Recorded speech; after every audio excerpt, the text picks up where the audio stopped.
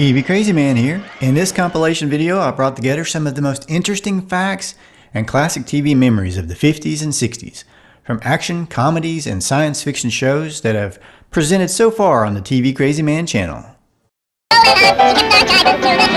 We'll look at the cool connections between Superman and the Andy Griffith Show, and the interesting way Gilligan's Island pops up across the classic TV universe. I take a look at the TV adventures of the 50s robot, Robby, F-Troop's funniest moments, Wild Wild West stunts, how tall was Herman Munster, and much, much more. Now let's start out with some awesome Munsters trivia facts. Oh, goody, goody! According to the episode Herman's Lawsuit, in this close-up of Herman's license, Herman is 7 foot 6 inches tall and he weighs 380 pounds. Oh yeah, and they misspelled heights, which I'm not going to harp on too much because I misspell things too. I bet you didn't know that Herman Munster is a charter member of the Pat Boone fan club, and that was revealed in the episode Operation Herman. My boy! Daddy! Did you know that the Wolfman is Grandpa's son and Lily's brother? I'm not sure how that works, but definitely a face to be proud of. This is one of my all-time favorite scenes from the Munsters. From the episode All-Star Munster. Yeah, what is it? You're closer to my feet than I am. Would you mind putting out the fire? It features Pat Bootram, aka Mr. Haney, and Robert Easton as Moose Mallory. Okay, son, but don't expect me to do it every time. I really can't say what it is about this scene that I think is so funny. I guess it's just the fact that Moose is so lazy that he's literally on fire and he won't be bothered to get up and put his feet out.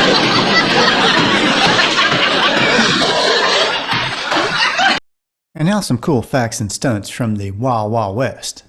The series starred Robert Conrad as Jim West, a sort of James Bond of the Old West.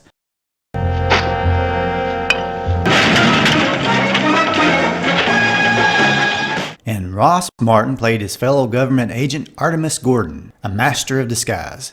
Yes, that's right. That's what I am. This action-packed, slightly sci-fi western required a lot of cool stunts that actor Robert Conrad liked to do for himself, for the most part, until this particular stunt didn't go quite as planned. From what I read, he had to go to the hospital after this stunt. Notice how he appears to hit his head when he lands. Now after this episode, you can see stuntmen filling in for Conrad from time to time.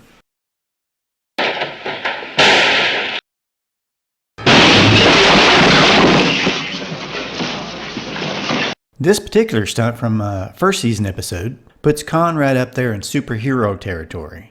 And if you look closely, you can see the table he lands on is made for landing, as it's made out of some kind of cushiony material, which is a good thing because he might have had to go to the hospital sooner if he would have landed on a hard table.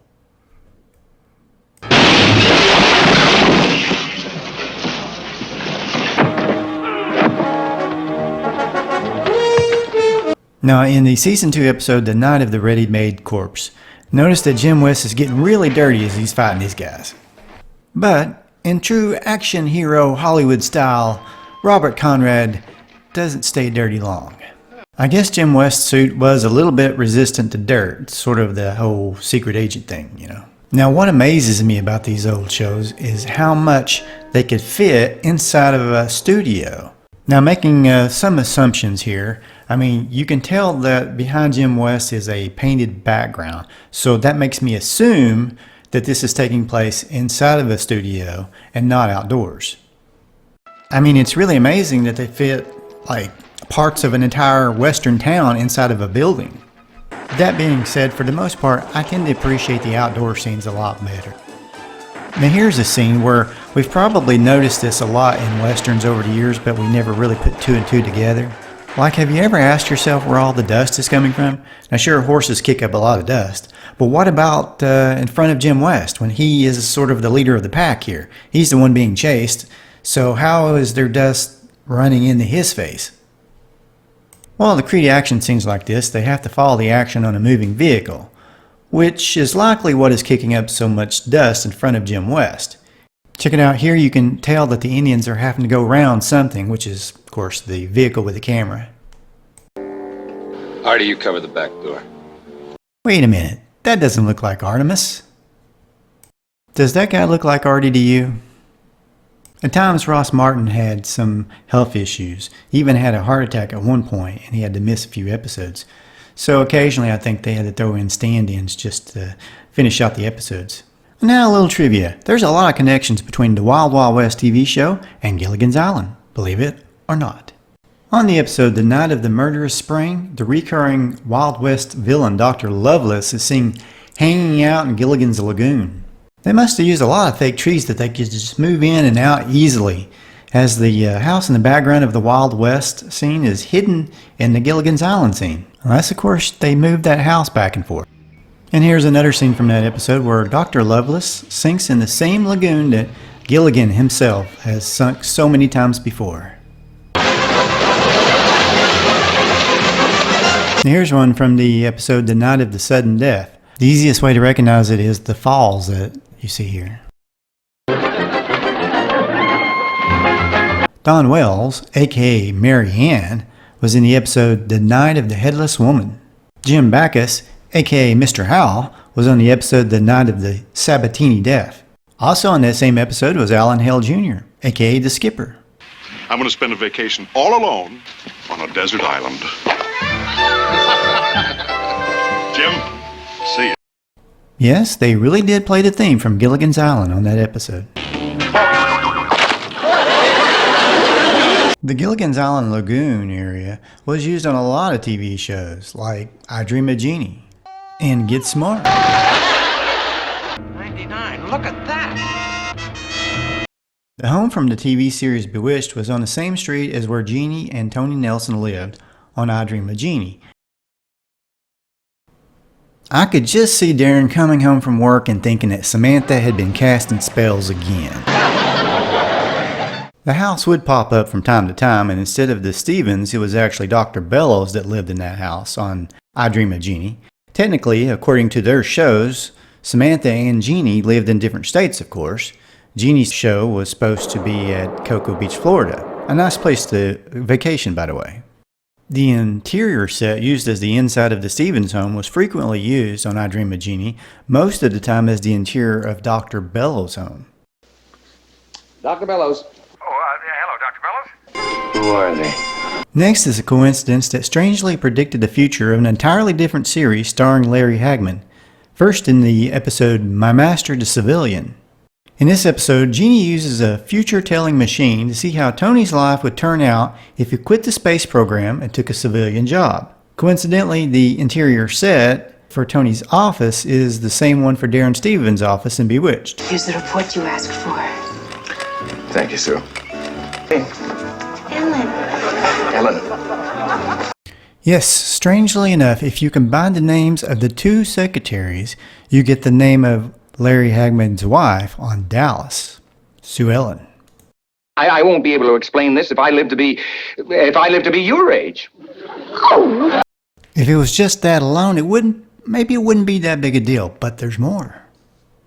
A couple of seasons later, in the episode Black Mail Order Bride, a woman pretends to be Tony's wife, and her name is Sue Ellen. Believe it or not. And this next one, let's file this one under cool coincidences.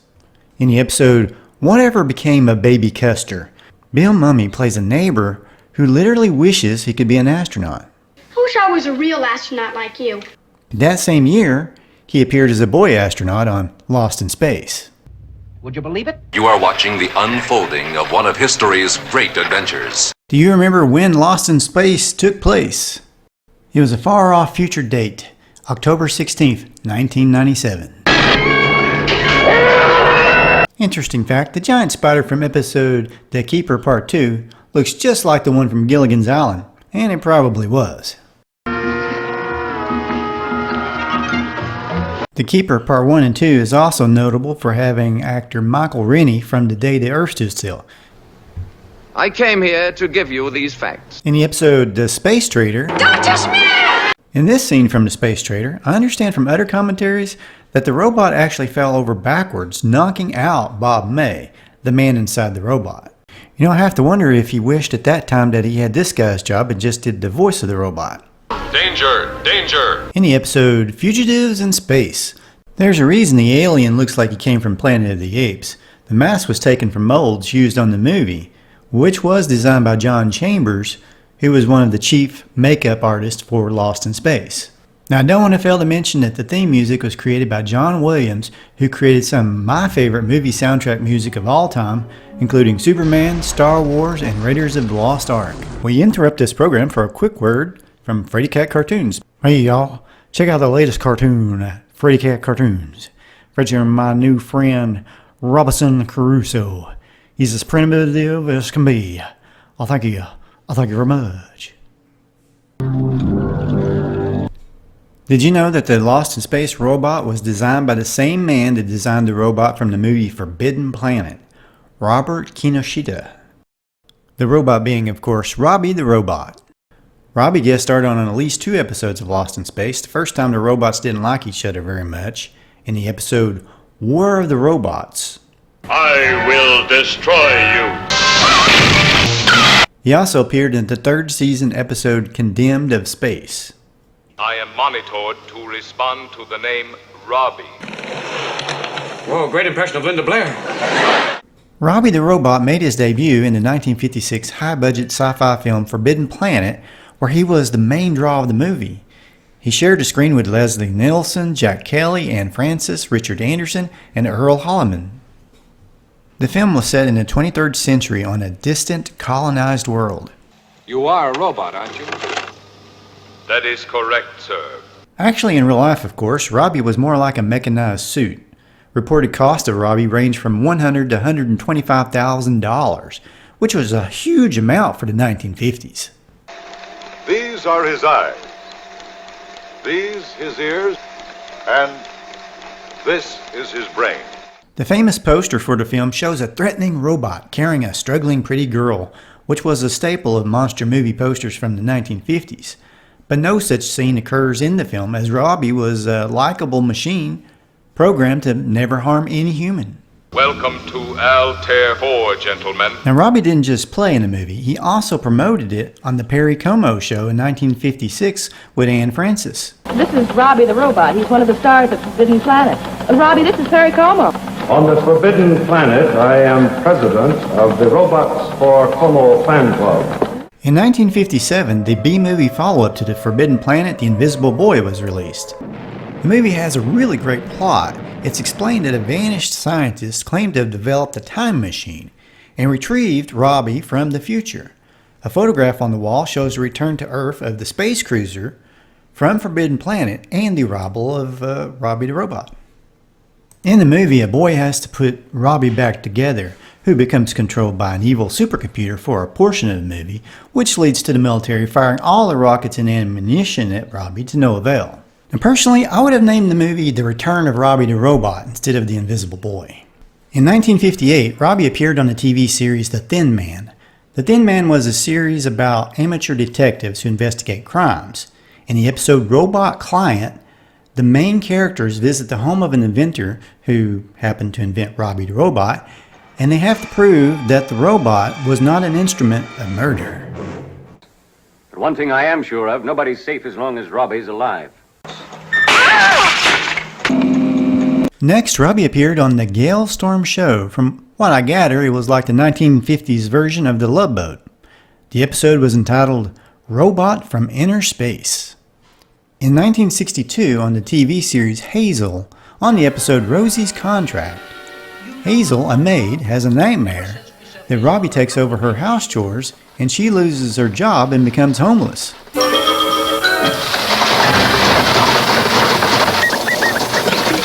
Oh, no, please, don't throw me out again. Robby did a guest spot on one of my favorite TV shows of all time, The Many Loves of Dobie Gillis. The series starred Dwayne Hickman and Gilligan actor Bob Denver. I guess I discovered this series when I was close to becoming a teenager. And boy, could I relate to Dobie, and maybe a little bit to Maynard too. What bugs me is this. I like girls. I love girls. I just want one. One beautiful, gorgeous, soft, round, creamy girl. That's all I want. One lousy girl. Yes, teenagers in the 80s weren't that much different from teenagers in the 60s. But let's get back to Robby the Robot. On the episode Beethoven, Presley, and Me, Robby plays a robot named Arnold that can guarantee hit records. Well, Arnold, what do you think of the song? Thanks to an electrical accident, Denver, aka Maynard G. Krebs, takes on the robot's mentality in this episode.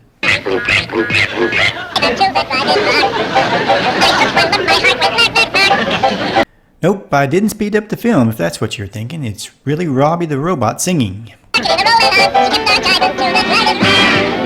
You just crossed over into the Twilight Zone. Robby the Robot appeared on 2 episodes of the Twilight Zone, 3 if you count the episode where he appeared as a toy. In Season 5 on the episode Uncle Simon in 1963, Robby's appearance was altered, combining his familiar body with another head. Soon I will have all my faculties. Later, that same season, toward the end of the season, he appeared on the episode The Brain Center at Whipple's in 1964, looking a lot more like his old self. Tonight's tale of oddness and obsolescence from the Twilight Zone. Robby once again proves he can do great comedy on the 1966 episode of The Addams Family entitled Lurch's Little Helper. In this episode, Robby goes by the name Smiley and is built by Gomez.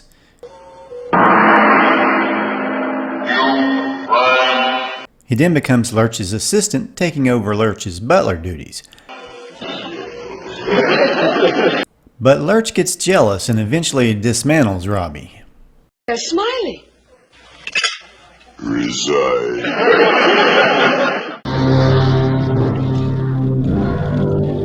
In 1966, Robby appeared on Lost in Space on the episode War of the Robots. This episode is probably the closest thing Robby had done in years to his debut on the Forbidden Planet. Except here, Robby was clearly all bad. My sensors will not accept the possibility. As he tried to capture the Robinsons, which led to a robot showdown with the Lost in Space robot. I have computed you, and your memory banks do not scan.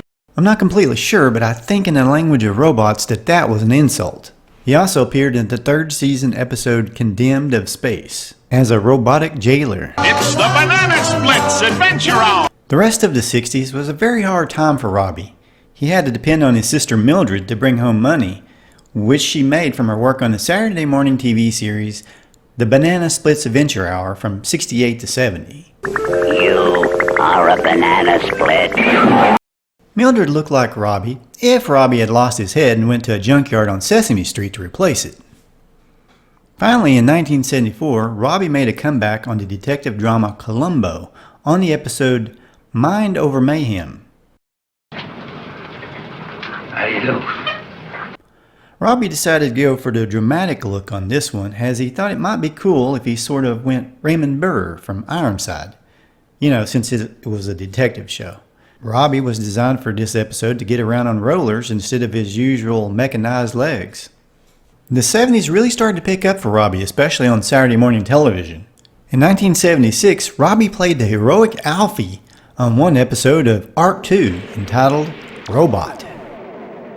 Robby sacrifices himself to save the team of the Ark in this TV series set in a future ravaged by pollution. Space Academy, founded in the star year 3732. Robby popped up again the next year on the Saturday morning TV series Space Academy on the episode My Favorite Messiah.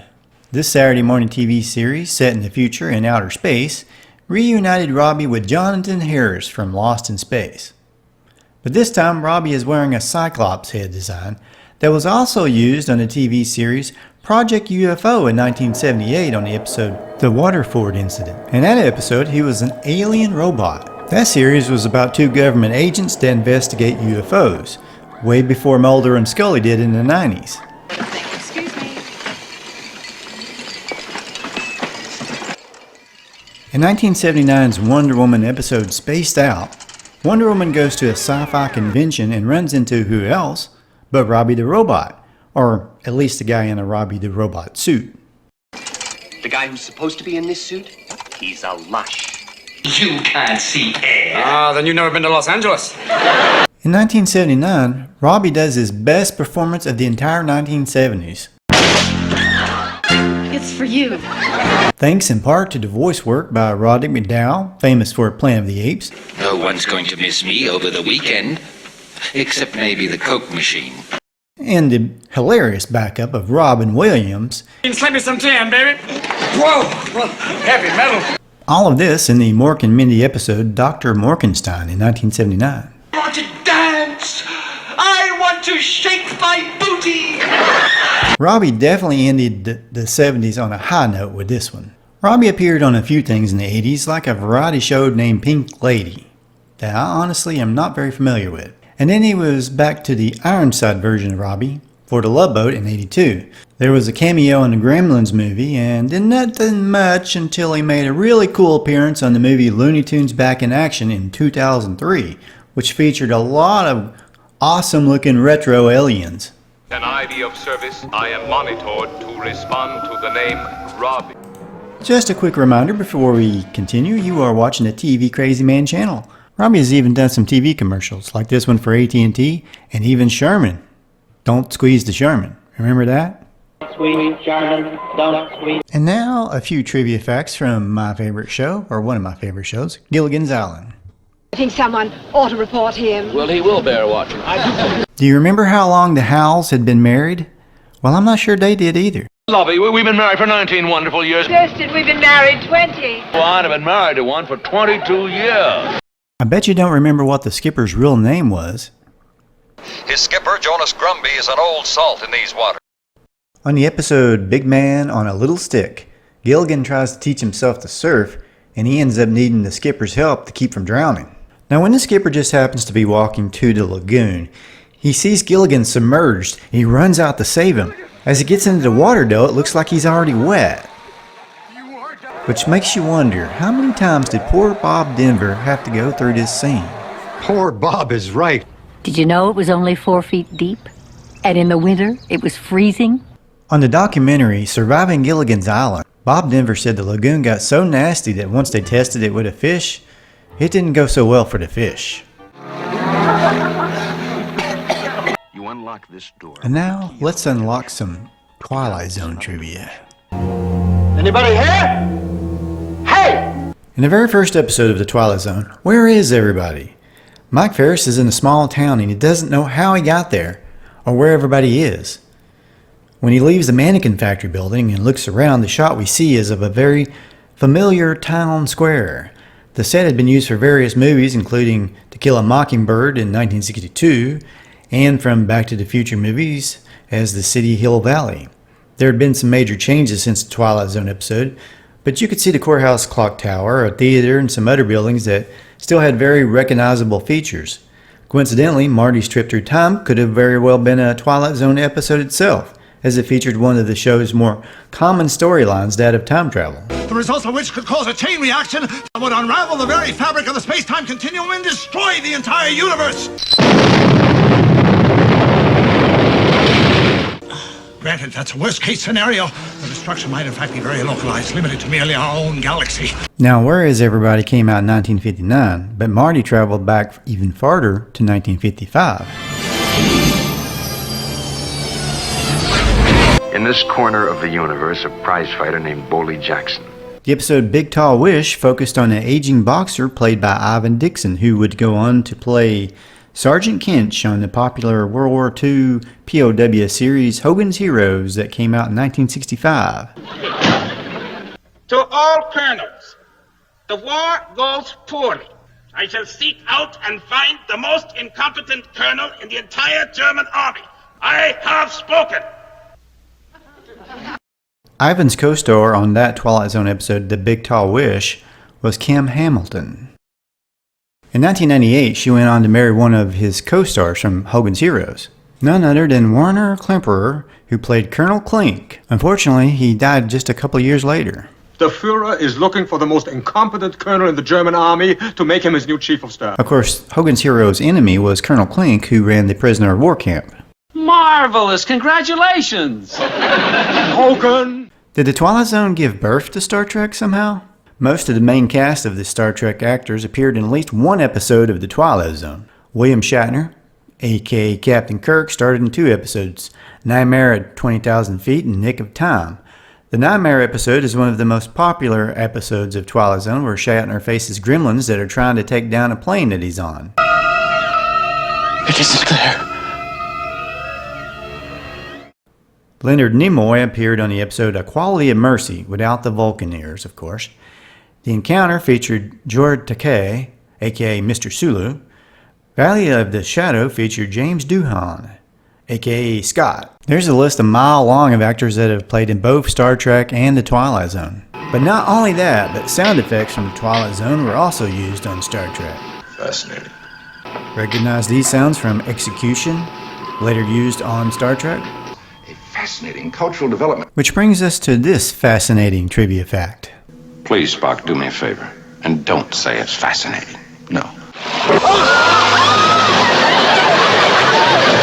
Russell Johnson, who is famous as the inventive professor on Gilligan's Island, played on 2 episodes of The Twilight Zone, and both of them turned out to be time travel episodes. It is interesting. In the episode Execution, Johnson brings a murderous cowboy from the 1800s to present-day 1960. Only in the last few moments did he seem to have any grasp of what has occurred. That's far right out of there. In the second episode, Back There, he goes all the way back to 1865, the day Abraham Lincoln was shot. The president's gonna be shot tonight!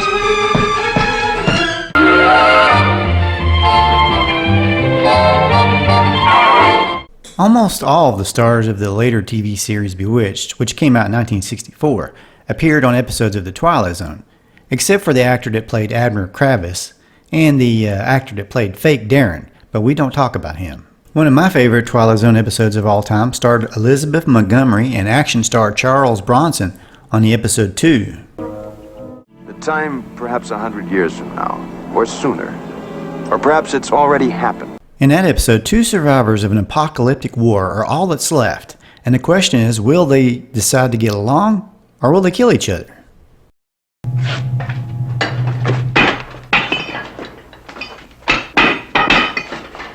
You can't do that. You're not married yet.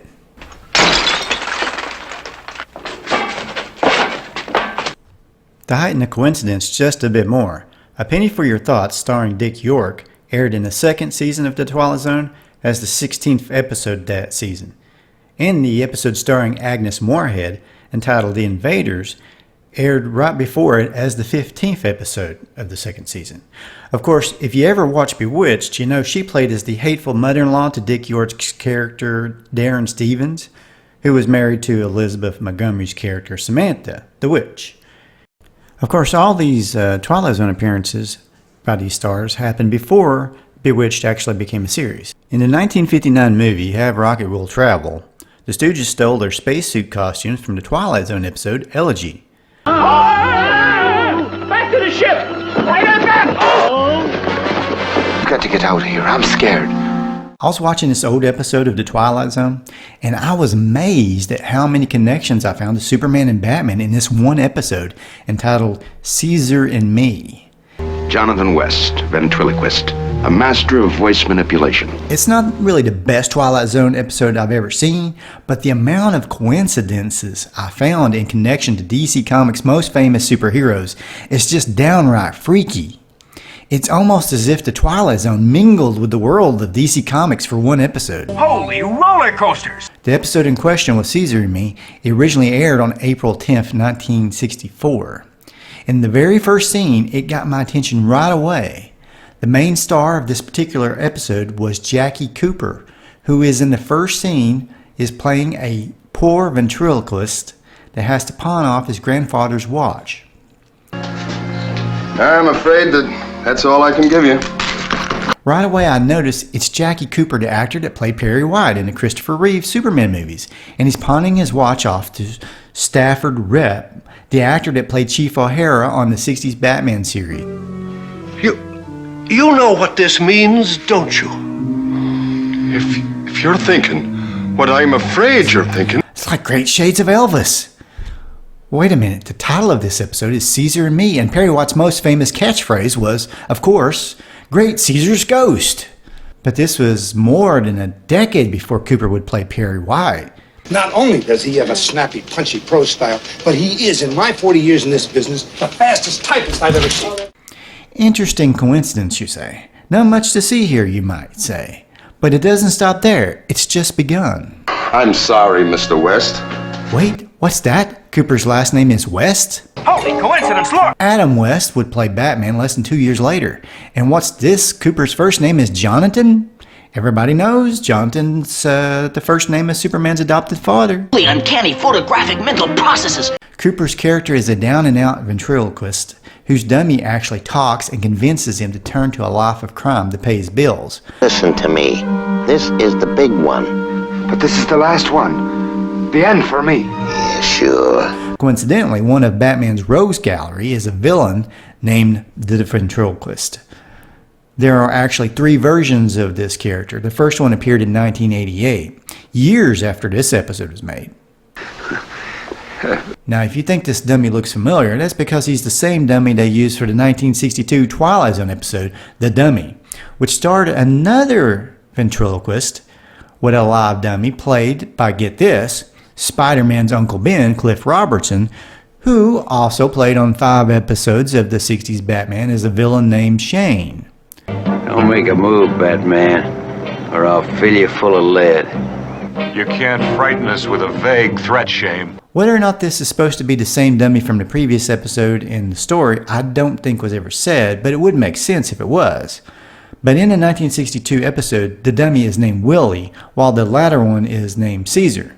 But, of course, maybe he changed his name because he was in hiding. He is an evil, crooked dummy. You big dummy! The dummy was modeled after actor George Murdoch, who played in several episodes of The X-Files, and coincidentally, an episode of Smallville, and an episode of Lois and Clark, The New Adventures of Superman.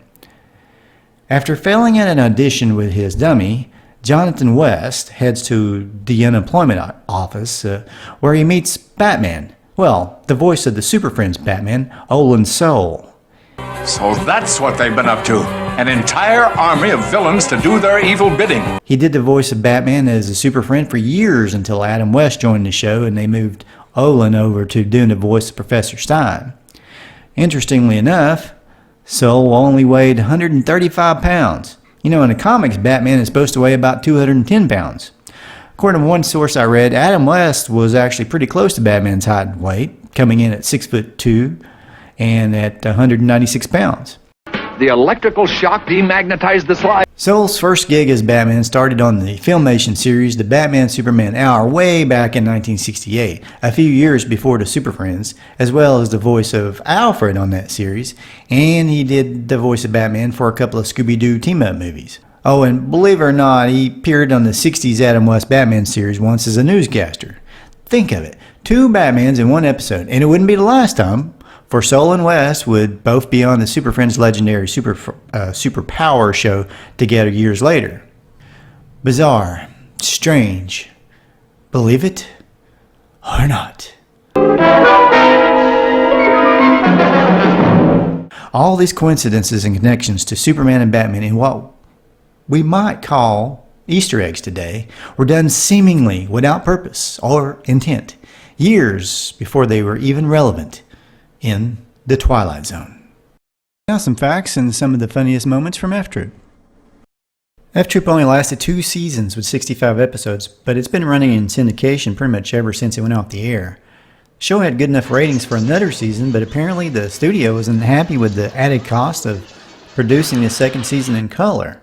And Warner Brothers' new owners at the time thought it was wasteful to use so much of the Warner Ranch for a single 30-minute show. F-Troop is the story of Corporal Agarn and Sergeant O'Rourke, who run an illegal saloon underneath the nose of Captain Palmerton, who's in charge of Fort Courage that houses the worst soldiers in Army history. The series begins shortly after the Civil War. But this time fate takes a hand. An excess of pollen fills the air. A hero who sneezed, abruptly ceased retreat and reversed it to victory. Captain Palmerton, played by Ken Berry, was considered a hero, the scourge of the West, even though his heroic deed was the result of a sneeze. Captain Palmerton possessed amazing acrobatic abilities on top of being extremely clumsy.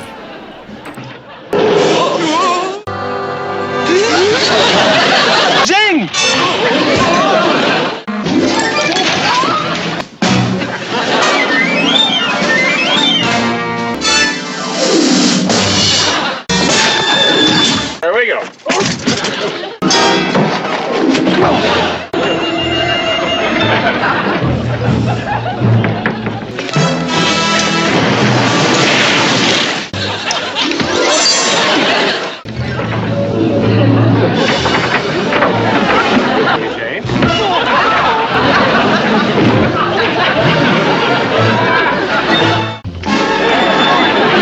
But he was also very lucky, as if there was a method to his madness.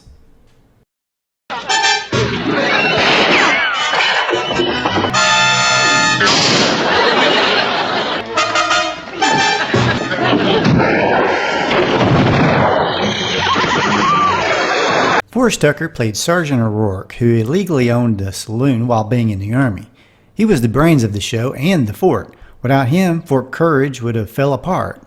I think that makes you a bigger man than I am. Well, as long as you want to put it that way, yeah. Sergeant O'Rourke was a man of business. Could he help it if almost everything he was doing was against Army regulations? He improved relations with Indians by allowing the Hokawis to make booze for his saloon. Oh, what a tangled web we weave when first we practice to deceive. True. Yes, Sergeant O'Rourke was a shining example of what a businessman can accomplish in America. Have you ever known me to suggest anything underhanded or unethical or unfair? How come we have reveille at 10 o'clock?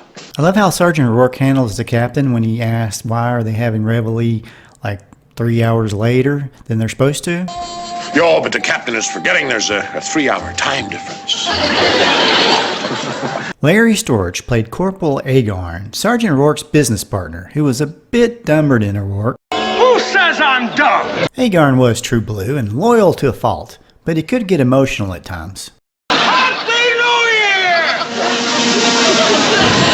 Agarn, where are you going? To spread the word in that temple of wickedness! Agarn could really get caught up in the moment. I remember now he's a partner in the saloon business, O'Rourke Enterprises. Repent, you sinners, repent! Sit down in that bottle of demon rum! Don't give in to temptation! When Agarn commits to something, though, he really commits. Like when Harvey Korman came to visit. I'm Corporal. Jawohl, mein Herr! Because that is the way we do things in Prussia! Glory be! Or when he joined the temperance movement. Or decided that he'd rather be an Indian instead of a soldier. He did have a great way with words, though. Not during our month-end sale. I said, here comes Jane, and she looks pale. What's going on? You got your shack back! The almost blind lookout was Vanderbilt, played by Joe Brooks. What kind of duty does this man have? He's our lookout. Comanches, or Apaches, or somebody! There's millions of it! Trooper Duffy, played by Bob Steele, was always recounting tales of his time fighting at the Alamo with Davy Crockett, even though nobody actually survived the Alamo. Very interesting in your service record. What's that, sir? You were killed in action. James Hampton played Dobbs, the bugler, who of course was a terrible bugler.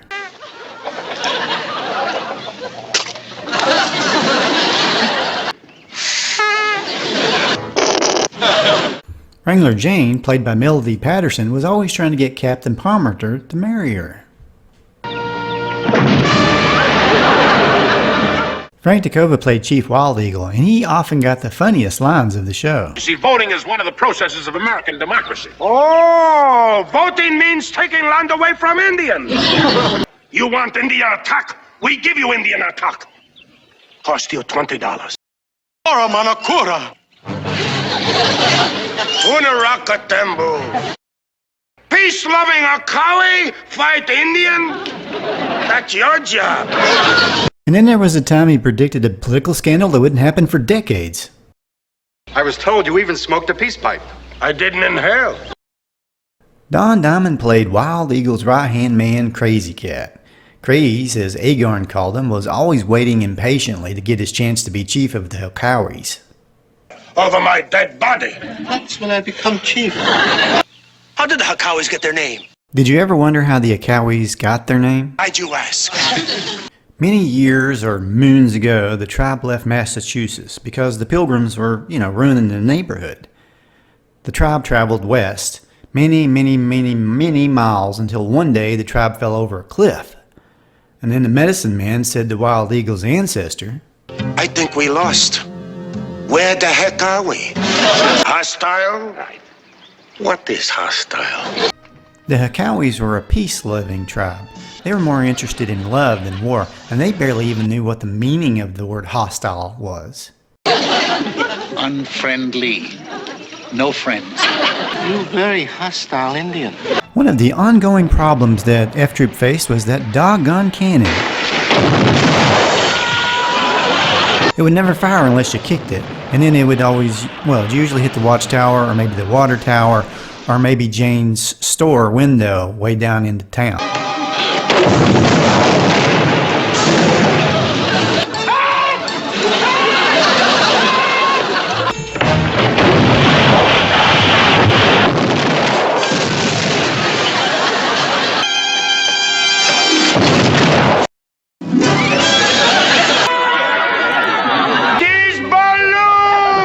The episode The West Goes Ghost is sort of an interesting precursor to Tucker and Storch's future series, The Saturday Morning Ghostbusters. O'Rourke and Agarn spend the night in a ghost town. Next thing you know, you want me to put you to bed with a teddy bear. Have you got one, Sarge? Sergeant O'Rourke asks Corporal Agarn if he wants a teddy bear to sleep with, but the teddy bear was not invented until 1903 in honor of President Theodore Roosevelt. The F Troop series took place after the Civil War, somewhere around the 1860s, well before Roosevelt was even president yet. Speaking of bears, in the first season, Captain Parmenter faces off against a man in a bear suit. That's supposed to be a bear. A few years later, Ken Berry faced a real bear on Grizzly Addams. Hold on, I don't even live here. No, go away. In the following year, Larry Storch and Forrest Tucker would end up facing that same bear on Grizzly Addams. Ernie, here we go again. Catch me, Ernie. James Hampton, Tucker, and Storch were all on an episode of Love American Style before then. Of course, being a teenager in the 80s, I'll always remember James Hampton for playing Teen Wolf's dad. And now some cool facts from The Adventures of Superman. This series, of course, ran in the 1950s and was one of the first to be filmed in color, despite not originally airing in color until later on after its original run. Sometimes people wonder if George Reeves is related to Christopher Reeve, who played Superman in the 70s and 80s. Their names are slightly different. George's last name ends with an S, and that was not his real birth name. He was born George Kiefer Brewer in Woolstock, Iowa. Still, it's pretty coincidental that the two biggest early Supermen had almost the same last name. Now, George Reeves was the first actor to play Superman on television, but he wasn't the first man to play Superman in a live-action version. Now, Kirk Alyn was actually the first one to wear the cape on screen on the Superman movie serials of the 1940s, and then there was the Fletcher cartoons, of course, that came out in theaters in the 40s as well. The Adventures of Superman was sponsored by Kellogg's breakfast cereal. Tony, tell the folks how Frosted Flakes taste. Great! One thing you never saw in those cereal commercials was Lois Lane. She didn't show up with Clark, Perry, Wyatt, and Jimmy for the breakfast commercials because Kellogg's did not know how to explain how Lois could be at Clark's house eating breakfast without insinuating something that 1950s TV audiences would not accept, especially 1950s parents. What were the names of Clark Kent's adoptive parents on The Adventures of Superman? What is it? If you said Jonathan and Martha Kent, you would be wrong. Merciful heavens! Clark Kent's Earth parents were named Jonathan and Martha eventually in the comics and other movies and series, but Kent's parents on this show were Eben and Sarah Kent.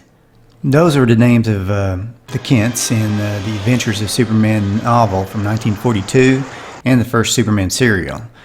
Superman's adoptive parents would be known as Martha and Jonathan Kent in the comics about the same time as the TV series started, and those names stuck ever since. The slogan, Truth, Justice, and the American Way, used on the show's intro was first heard on Superman radio programs before the comic books used it during World War II. Fights a never-ending battle for truth, justice, and the American way. The pilot for Superman was a movie entitled Superman and the Mole Men, released to theaters in 1951. It became a two-part episode for the series later on. Jor-El, Krypton's leading man of science, has been summoned to address a special meeting of the governing council. Did you know the costumes worn in the Planet Krypton scenes were put together from ones used in 1940s serials, like the one Buster Crabbe wore in the serial Flash Gordon Conquers the Universe in 1940? Kryptonians also wore parts of the costumes of Captain Marvel from Adventures of Captain Marvel 1941 and Captain America from 1944, among others. Cables and wires were used for Superman's takeoffs early in filming. During filming of the Superman and the Mole Man feature, the wire supporting Reeves snapped and he fell to the studio floor. Now, in the Mind Machine episode, I actually think this next scene is really cool for its day especially. When Superman takes off to fly after the bus, there's a quick cut to Superman leaving the ground on wires, and it's obviously a stunt double if you slow it down especially. And if you look closely, you can see the wires. Now, I really think they were onto something though here. I mean, it's neat how they made the dust kick up as he takes off. The Christopher Reeve movies would later perfect the art of using wires to make Superman fly. But at this point, the previous Superman, Kirk Alyn, had even resorted to using a cartoon for flying scenes. Now later on, they relied mainly on Reeves leaping on springboards to simulate him taking off in flight. You can see in the episode The Evil 3, the springboard is actually visible when Reeves leaps off into the air. Techniques for landing involve Reeves jumping off a ladder or holding an off-camera horizontal bar and swinging down in the frame. Eventually they came up with a cool wireless solution where Reeves could lay on sort of a pan with a pole sticking out that could be manipulated by men out of the frame to move Reeves around as he was supposed to be flying. George Reeves was 44 years old during the filming of the 6th and final season of The Adventures of Superman, making him the oldest actor to ever play Clark Kent and Superman in live action. He would have done another season too had he not met with an untimely death. Here's a question. How many supervillains appeared on The Adventures of Superman from the comic books? Give up? The answer is 0 supervillains from the comic books appeared in The Adventures of Superman. Not even Lex Luthor. Jimmy Olsen actor Jack Larson, Lois Lane's Noel Neill, and Phyllis Coates would appear in other Superman productions many times over the years, like the Superboy TV series of the 80s and Lois and Clark The New Adventures of Superman in the 90s, and even the motion picture Superman Returns. The tone of the show went from dark and gritty to lighthearted and kid-friendly when color was introduced in 1954. Great Caesar's goat! When it was filmed in color TVs were pretty rare. Less than 1% of households had a color TV set by the end of 1954.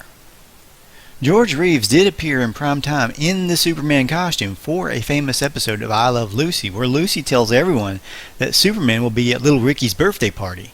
And when she fails to get him, she dresses up like Superman and gets stuck outside on the ledge. But lucky for her, Superman, George Reeves, comes out to rescue her. How do you do? My name is Superman. Don't see what are you doing out there?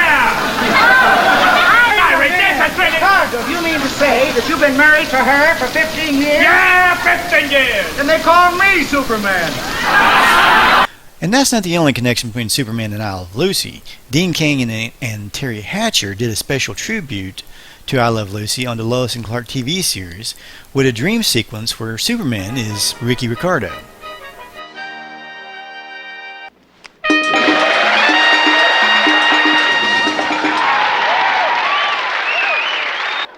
Lois, I think you got some splaining to do. Uh-oh. Ay, caramba! You spotted them! More seasons of Superman were planned when George Reeves was shot in June 1959. Reeves was only 45. His death is still controversial to this day, having been ruled a suicide even though many suspect it was murder. In 2006, future Batman star Ben Affleck would play in Hollywoodland, a movie that depicted the story of Reeves and a fictionalized account of the investigation into his death. Can you guess what Superman, the Andy Griffith Show, Batman, and Star Trek all have in common? In the Adventures of Superman episode, The Deserted Village, about a minute into the start of the show, a man in a radioactive suit walks in front of what would be in a few years to come the Andy Griffith Show courthouse in Mayberry. It's the building with the large pillars, and right next to it is Floyd's barbershop. Coincidentally, the actress Maudie Prickett, who plays Matilda on this episode, played on 5 episodes of Mayberry RFD and 5 episodes of The Andy Griffith Show. And another actor from this episode who played Dr. Oscar Jessup was Mayberry's dry cleaner for a couple of episodes. Kind of weird, huh? You've just crossed over into the Twilight Zone. Look. In this scene from the deserted village, you can see the church that Andy Taylor and Barney Fife attended. It was called the All Souls Church and was also known as Community Church. This next scene from the Superman episode, The Monkey Mystery, has Lois Lane and Clark Kent in Metropolis. Watch Lois walk on over in front of the Mayberry courthouse. Andy didn't come out to greet her though, because, he wasn't there yet. You, looking for me? Now this time on the episode The Secret of Superman, Lois drives through Mayberry right up past the courthouse and stops about where Floyd's barbershop is, which is the same spot that Captain Kirk walked by with Joan Collins on the Star Trek episode City on the Edge of Forever. In this scene from the Superman episode Treasure of the Incas, Clark Kent is running from Andy's courthouse into Superman Alley where he changes to Superman and he did his takeoff. Superman's alley in Metropolis was also part of Mayberry. In this still from the Andy Griffith Show, you can see the alley between the big 4-story building known as the Mayberry Motel and the theater. Here's the same view from when it appeared on Star Trek. 4 episodes of Star Trek were also filmed in the Andy Griffith set area in the 60s.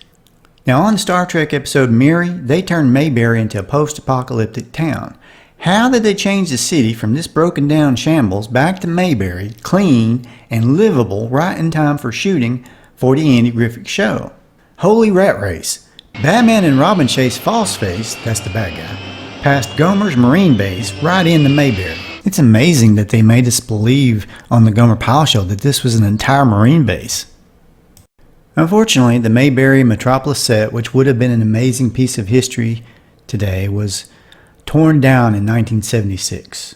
The 40-acre sets now house an industrial park and television studios. There's one more link from Superman to Mayberry that I can think of, and that's the 5th season episode, The Town That Wasn't, that features Dick Elliott before he became the mayor of Mayberry on the Andy Griffith Show. If you'd like to see more about that episode, check out my Adventures of Superman 5th season Goose video. Speaking of locations, did you know the dome building that is shown as Jor-El's home in the very first episode is in reality the Griffith Observatory in the Hollywood Hills? Can you guess which episode was the first to be filmed in color from the Adventures of Superman? The 1955 episode Through the Time Barrier, which is one of my favorite episodes, by the way. Please don't ask me why. I can't explain. Nothing will ever hurt it, Clark. Not acid, nor fire, nor nothing else. Now Clark's adopted earthly mother tells him that the costume she made him was created from the Kryptonian blanket he arrived to Earth with, and that it's indestructible. She says nothing on Earth can destroy it, but then how was she able to sew and cut it into the shape of his costume? In the episode The Stolen Costume, the crooks try to burn and then cut it with scissors, and they fail at both, proving Superman's costume cannot be altered, sewn, or cut. You can't cut it neither. Perhaps the answer lies in the comic books, where a young Clark Kent helped his mother sew the costume using his heat vision to cut the threads. How did the Daily Planet staff not recognize Clark Kent was Superman, even at those times when he wasn't wearing his glasses? What did you call me? Mr. Kent? Who? What's the matter? Don't any of you know me? Now in this scene from 5 Minutes to Doom, Clark rips off his glasses before jumping out of the car. After a bomb explodes, he and Lois are standing face to face, yet she doesn't recognize him as Superman. Now this happened again in the episode Panic in the Sky. Now after attempting to destroy an asteroid, Superman returns to Earth without his memory. When Perry White, Lois Lane, and Jimmy Olsen see Clark Kent at his apartment, they don't recognize him as Superman, even though he doesn't have his glasses on. Wake up. You're a reporter. You work for me. Now come on, stop this. Am I? Are you sure? Who is Superman?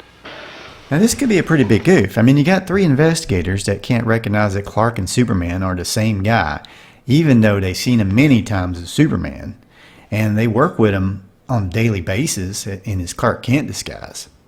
There is an explanation that we have from the comics, but that was years later in the late 70s.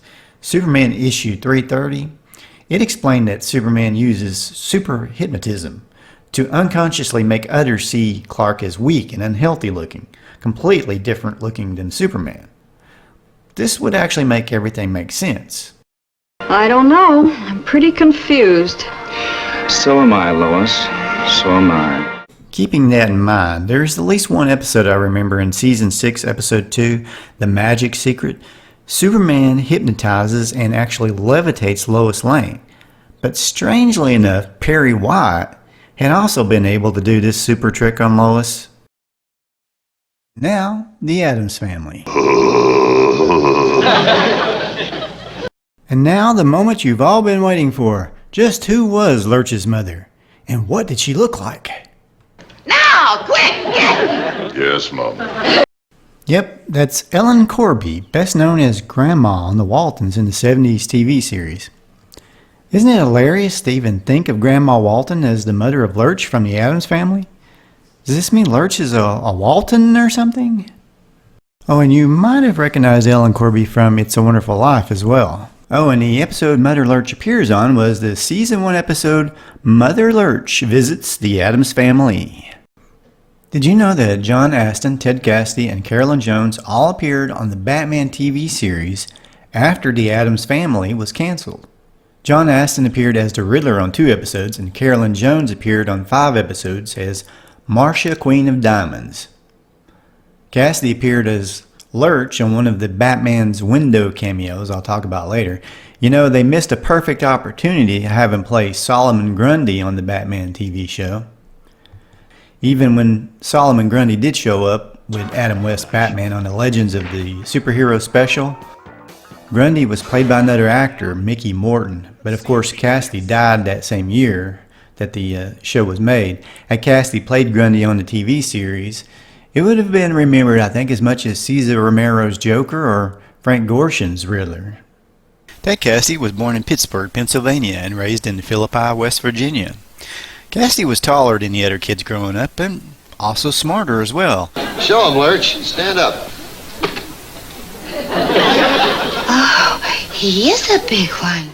He wound up a freshman in high school at the age of 11 and playing on the football and basketball teams.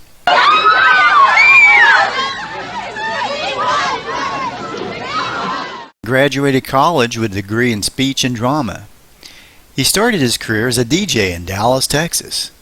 His first monstrous role was an outer space creature on the Dialing for Dollars segment of Ed Hogan's afternoon movies on WFAA TV Channel 8. And he actually did a news report for the local radio station on the day John F. Kennedy was assassinated. He was 6'9" tall. Cassidy had a hard time finding acting gigs at first, as he was told he was too tall to work well with the other actors on screen. His first big role was that of Lurch the Butler, where the casting call was specifically for a very tall actor. Originally, Lurch wasn't supposed to talk, but when Cassidy ad-libbed, "You rang," Lurch's best-known line, which cracked everybody up, they gave him more and more lines to say. You see, the mere thought of it has him bubbling. Cassidy appeared as Lurch on the Batman episode The Penguin's Nest during one of the climbing up the wall scenes. Oh, it's you, Batman. Gave me quite a start. Yes, citizen. He also did the Lurch's voice for the new Scooby-Doo movies in the Addams Family animated series in '73. After the Addams Family went off the air, Cassidy did a lot of guest appearances on a ton of classic shows. He terrorized Captain Kirk on the Star Trek episode What Are Little Girls Made Of, throwing Kirk around like a rag doll. He guest starred on 2 more Trek episodes as well. And then there was Lost in Space, I Dream of Jeannie, Laredo, The Beverly Hillbillies, Daniel Boone, Tarzan, Mannix, and more. During this time, he started doing voice work for cartoons. He was the voice of Frankenstein Jr. in 1966, the voice of Galactus on the 67 Fantastic Four, and then in 78 he became the voice of Ben Grimm the Thing in the 70s Fantastic Four that featured Herbie the Robot. And Ben Grimm into a mighty muscled powerhouse called The Thing. Herbie the Robot, the newest member of the group. They have become the greatest team of superheroes the world has ever known. You Fantastic Four. Hey, if this is work, I can dig it. He also did the voice of Black Manta and Brainiac on the Super Friends. He may have gotten away from that seahorse, but I'll set a trap that he'll never get out of. Aquaman! In one of my favorite cartoons, the 78 Hanna-Barbera Godzilla cartoon, he was the voice of Godzilla.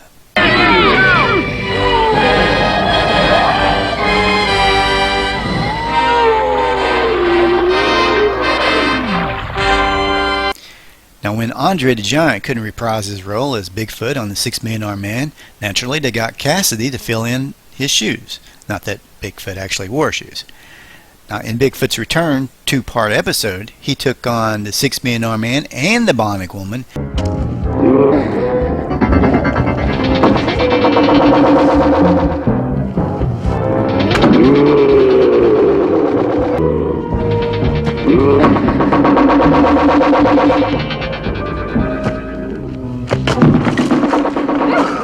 And made one last episode as Bigfoot for the last season of the 6 Million Armed Man.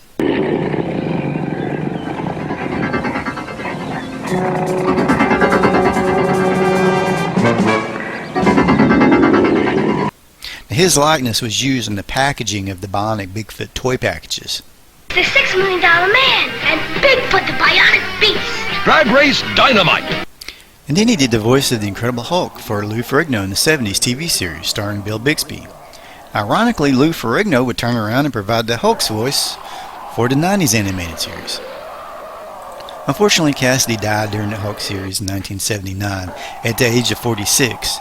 Coincidentally, he suffered from the same growth hormone problem as Andre the Giant, the other actor to play Bigfoot. And they both died at the age of 46 on a January, related to heart problems caused by their growth hormone conditions. Now, if you grew up in the 60s or 70s, you can't deny that Ted Cassidy was likely a huge part of your childhood. I know you had a part in a lot of my favorite cartoons and TV shows back in the day. Let me know what you think in the comments below. This is, of course, my TV Crazy Man channel.